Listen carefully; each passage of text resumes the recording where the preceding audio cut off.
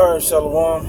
Start first by giving all praises and glories unto Yahweh, by Hashem, Yahweh Shai, by Hashem, Harakak Wadash. Double honor to the elder apostles at Great Millstone who rule well and taught me this truth, and greetings and salutations and blessings unto the hopeful elect, those that will receive salvation. Shalom unto you. Alright, I have a quick commentary right now. And it's basically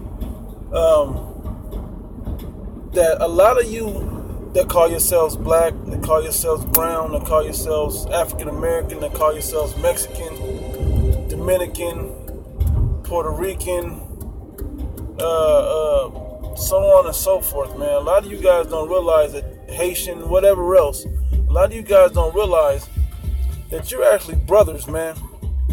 A lot of times you look at each other as enemies because you see each other in the same neighborhood. You see somebody doing something that you can't do. You see somebody, you fear each other, you know. You see them mad at you because, you know, hating on you, whatever you want to call it. Well, that's a curse that was put upon our people. We don't even realize that we're brothers now. Okay? That we've been brothers this whole time. We're so much looking for negativity between one another, an excuse to destroy one another, that we miss the fact that we're the same people. That we come from the same forefather, which is Jacob, and then his name was changed to Israel, which means in the Hebrew, Yasharallah, he is a prince of the power. We're all princes of the power. You know? You so-called Negros, Latinos, and Native Americans, we're the sons of God. Okay? But we don't treat each other or ourselves like the sons of God. All right, there's a curse in the book of Deuteronomy. It says, and your eye, it's Deuteronomy chapter 28, I believe it's like 54. It says, and your eye shall be evil towards your brother. Right? Yeah, and that's a curse that goes on. I grew up in L.A. and in different parts of the country, but L.A. in particular, and it was always a black versus Mexican type war thing going on, gang wars or whatever going on. That was always the case.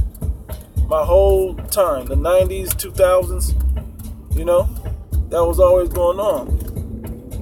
And so, you seen it, then when you come into the truth, you realize, like, wait a minute, we're the same people. And I kept thinking how much I love Mexicans. You know, I grew up believing I was a so-called Negro, you know, but I believed that that we wasn't supposed to be enemies. I had many homeboys that were Mexican, right? Puerto Rican and whatever else. Well, when I came into the Bible, when I found out the so-called Mexicans were a part of this thing, it wasn't just all black people, I got instantly excited. There was no doubt in Native America that there was no doubt that this was for me. I mean, I literally stood up and bounced like, yeah, and high-fived my cousin. We was like, yeah, that's right. We was excited because our spirits are connected, man. That's why we both drive low riders. That's why we both wear khakis with crease. That's why we know how to coordinate so well. You know, that's why we love the same type of thing. We love each other's women. We love each other's culture. You know, it says we had an issue going to the scripture. I believe it's in Jeremiah or Ezekiel. It might be Ezekiel. It says I believe it's Ezekiel. I can't think of the chapter right now, but it says Ephraim should not vex Judah, and Judah should not envy. It says Judah should not vex Ephraim, and Ephraim should not envy Judah. You know, in the kingdom of heaven, we ain't gonna worry about that. A lot of times that was what it was. You know, each tribe has their own particular spirit and their own special qualities of that spirit. Hey, I'm not a Judite, but I'll say this: I'm not envious of Judah. I'm happy Judah's who they are. I don't have to. My personality and my spirit isn't inclined to do the things that a Judite does. You know, that's particular to their tribes, as it is particular to all the other tribes. Just like the so-called Hispanics being hard workers. Okay? Them being hard workers, there's honor in that, man. You know? We growing up, there would be people telling jokes about it. But that's not a joke, man. That's part of who we are. That's part of our spirit. Yeah, Judah's a little bossy, but that's part of their spirit. Okay? And so on and so forth for the other spirits of the other tribes. But just know this. We are actually brothers, man. And when you go into the book of Ezekiel, the 37th chapter in particular, it tells you that both kingdoms, because there was a northern kingdom after the time of King David and King Solomon, that 70 years that we had of rulership. Well, the kingdom was divided up into a northern and southern kingdom of Rehoboam and Jeroboam. And then the the Assyrians came and took the northern kingdom into captivity. Okay, and then the southern kingdom eventually went into Babylonian captivity. You know, and then when the northern kingdom came out of that Assyrian captivity, they sailed across the sea. So they're gonna tell you it's Assyria, but you know, which means another land. And basically, that other land was the Americas, North, Central, and South America. And when they came to this side of the world, they thought that they could keep the customs of the Heavenly Father over here, but that wasn't so. They couldn't keep it over here either. Okay, and this was like around 600 BC, something like that. So they had been on this side of the world, creating civilizations, and you know, to the point where they forgot the law. They still keep some of the customs. Why do you think they wear the fringe still? Why do you think the Native Americans still wear the fringe? Why do you think they both speak a broken dialect of Hebrew? Right? Right? So they didn't go through the same beating of the language out of our culture. Okay? So let's talk about versus the so-called Negros. Right?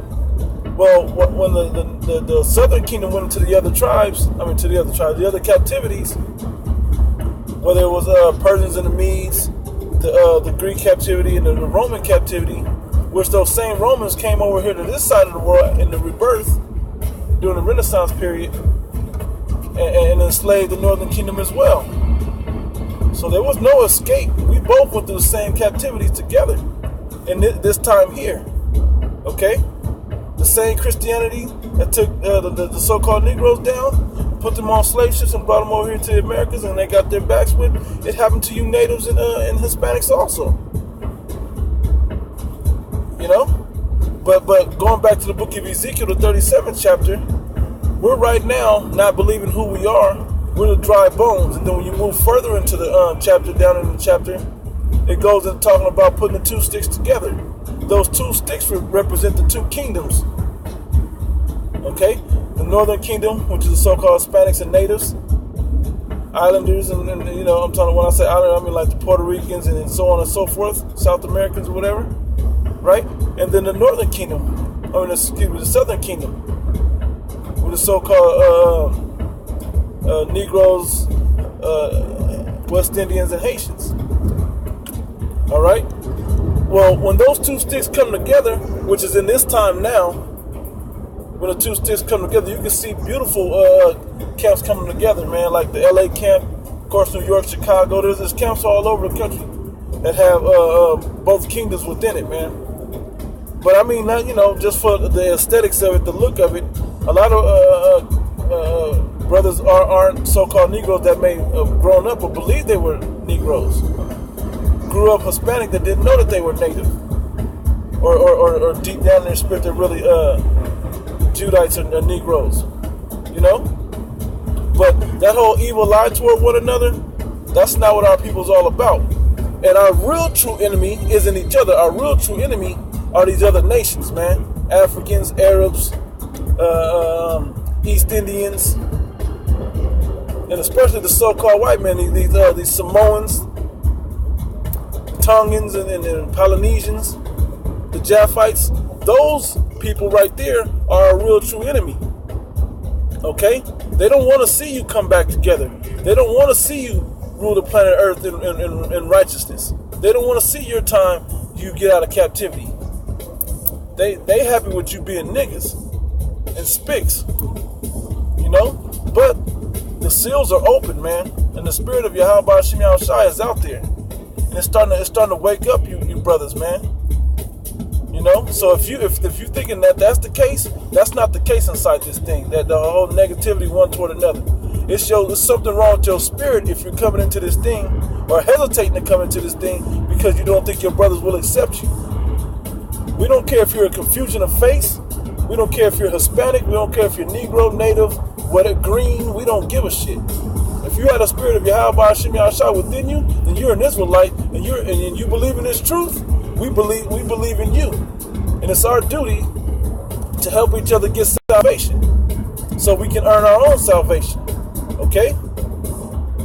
So that evil eye you have toward one another, that's got to go, and that needs to be put in a proper placement toward your real enemy.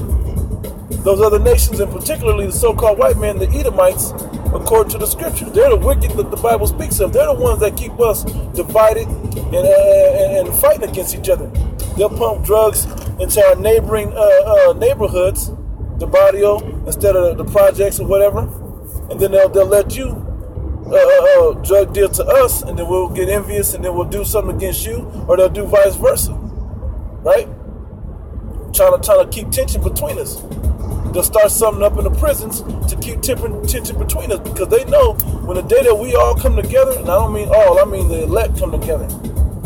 The day that the Hispanics and the Negros realize that they're brothers, and they start working together as we should be, as a real nation that we really are, it's over for them. And they're starting to see it in these caps. Okay? The day that they look for is here. That they were worried about is finally here. And we're about to through the power of Yahweh Shem Shai, we're about to take our kingdom back from this devil. Okay? So with that, I'm going to close out, giving all praises and glories unto Yahweh, Ba Shem Shai, Brakatah Yahweh Shai, Call Allah Yahweh Shem Shai, Ba Shem HaRakah Kodash. Double honor to the elder apostles, that great millstone who rule well, and greetings, salutations, and blessings unto the elect. Shalom unto you.